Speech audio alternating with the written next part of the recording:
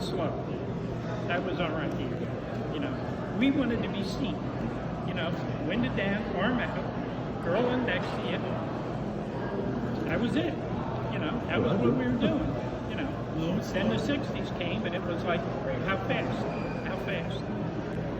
You know, and that was the changing of the times. And you know, all the times I came down, I mean, yes, there was tickets for that. I don't know if you When we were doing it, we were getting busted for loud exhaust and blue dot taillights. late pipes. Oh, yeah, blue dot taillights. Blue dots. And they're cool, they're still. I mean, the cops That's some used criminal bust us stuff. for that. In other words, like, they would actually say, in other words, like, your car's too loud. You know, and write you a ticket for loud pipes. But that was the worst we were getting into trouble with, you know. I mean, we never, I don't ever remember speeding tickets back in the dark crowd. That's the custom car show that existed in Convention Hall. Yes. That was not custom by the sea, is that right? No, it was. Oh, that was Yeah. custom by Yeah. the sea. Okay. Yeah, when the first one, if you look, in other words, like that was the first show here. It was in that first show. It was in here, we were using this floor, and then all of in there, and then we had the promenade that went here all the way around, and the rooms, there's a room right up here on the second floor. And did it eventually change from Customs by the Sea to the Asbury Park Customs? Yes, yeah, that was another guy who wrote that one. That's what I thought. Yeah, that was a guy from Long Island, I think it was. And that's the pictures that you had with the Pontiac. That was the second guy. And he was doing it from, I think it was Long Island or Staten Island or someplace. He was doing the shows. But the original was a guy named Hal Hayward. He was the promoter, basically. And we were the host. He was from Long Island. He was from, I think, North Jersey someplace. But he did like, I think, like 3 or 4 shows on the East Coast. And this was one of them.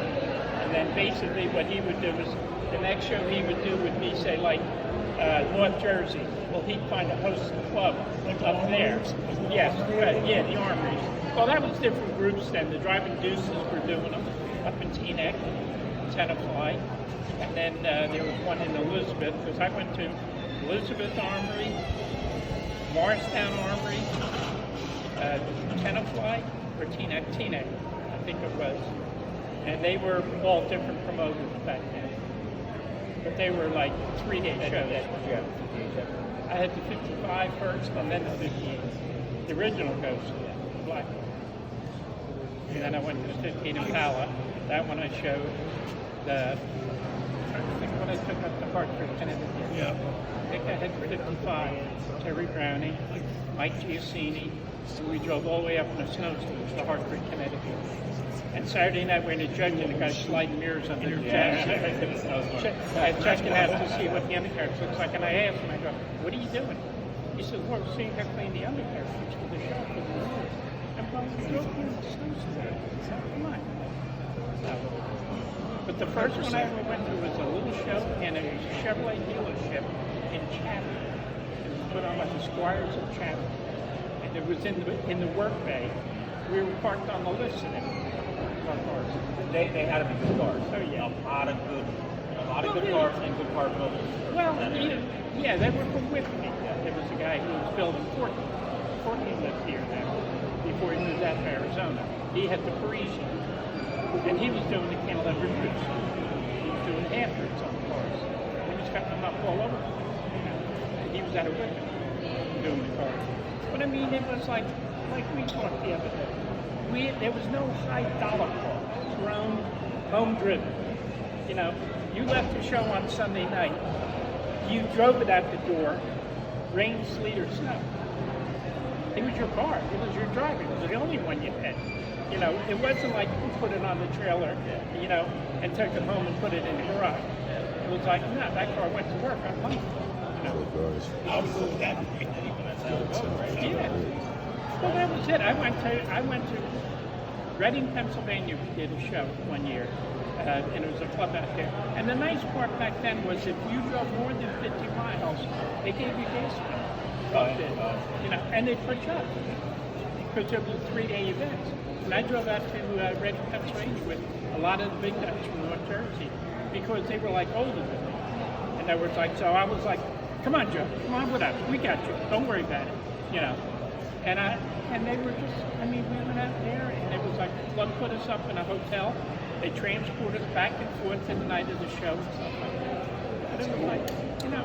It is, that's cool. My buddy, when I was in Florida, I wasn't old enough to drive. My buddy had like early 70 Ford pickup truck. My friend had like, he put stacks with it, and he put chrome reverse on like steel wheels, and he'd come down the road by field, and he would drop that fluid gear, and it would go, blah, it sounded like Jake brakes, you know what I mean? And every time we come here, we would put the Eagles 8-track in the tape, and we would be listening to Witchy Woman when we were coming down here, back in like 75, you know? I showed you that one picture of my 55 at a show with the blue snow, and that was the Reading show. That was a lot of the big guys from North Jersey were all up there. Didn't one of you guys have a ranch here on Joe? That was Terry Brown. That was beautiful. Ruby Ranch. I love that. Nah. I mean, Terry went to work for, he had a little shop in Neptune City behind Pilot Electric. He had a little shop there, he was doing cars out of it.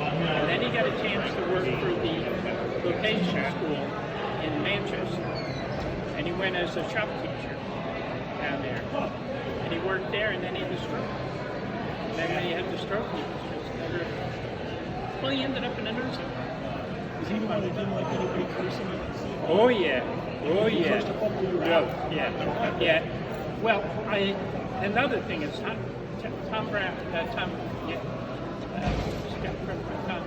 he was getting Terry to pinstripe the front of his truck in Tom's garage. So he's got Terry there, ready to do some pinstripe. Tom and his buddy cracked open 2 beers. Terry takes his paintbrushes, puts it back in the box. And Tom goes, "What are you doing?" He says, "You're drinking beer, I'm not working." I remember In your his stories. garage. Yeah. In the guy's garage. I remember your story. No cursing. And I forgot about the no drinking. Yeah. And if you said a curse word, it was like, Wasn't it like one of the first ones around here with these scouts, right? This one car that was just a car Yeah, 'cause spotted then in I New had Jersey. It's some Murphy bullshit. do the That's Pontiac. mostly young kids Henry posted, Murphy but somebody did the posted Pontiac. this one. And when we got the car, I was working outside yesterday. I heard at the